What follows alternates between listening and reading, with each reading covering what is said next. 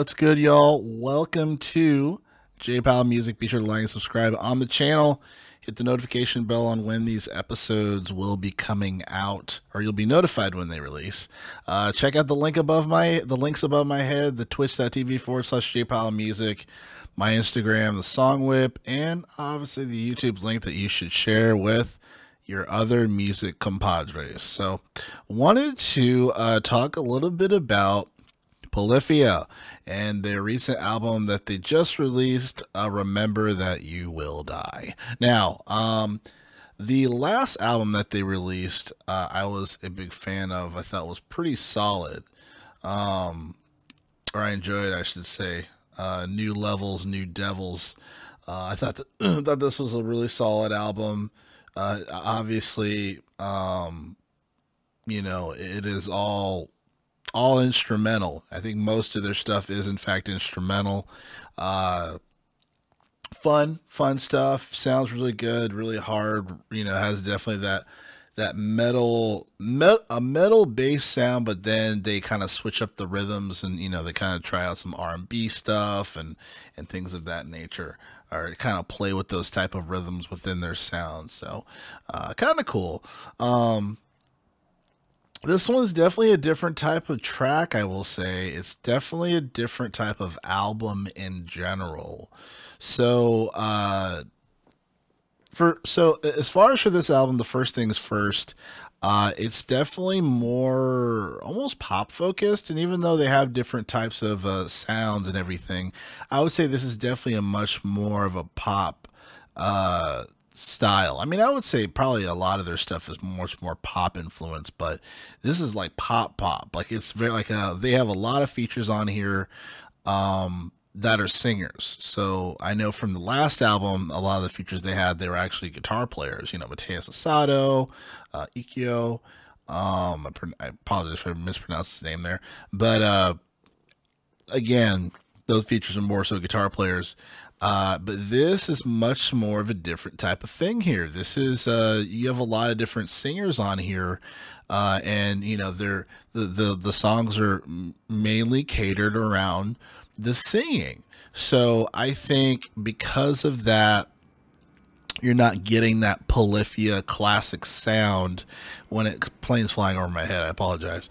You're not getting that classic Polyphia sound that say you would get from the last album, because they're trying new things. They're creating the rhythms. They're not having a singer. They are the singer. They have to create those melodies through the guitar for their album.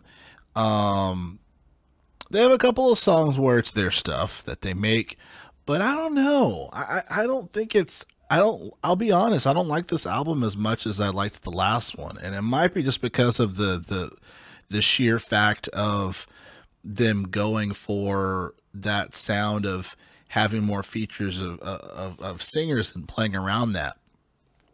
Obviously a creative choice on their end, but for me as a listener, I don't know if I liked that. I didn't listen to all of this album. I got about halfway. So I like doing my brief reviews as an actual listener.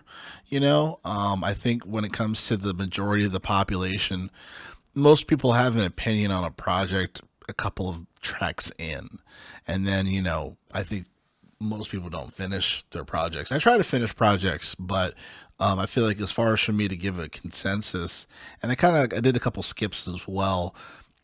That's why I have brief reviews, because based on the initial perception, how you, as far as how the album sounds a couple tracks in, most people can have a general consensus on how they feel about the album. And this is my take. So, and then I obviously skipped too, so I kind of skipped throughout. So it wasn't like I listened to the first two songs, the album's terrible. Obviously that's not fair, right? But I will say, as far as for the tracks, I don't know. It was all right. It's all right.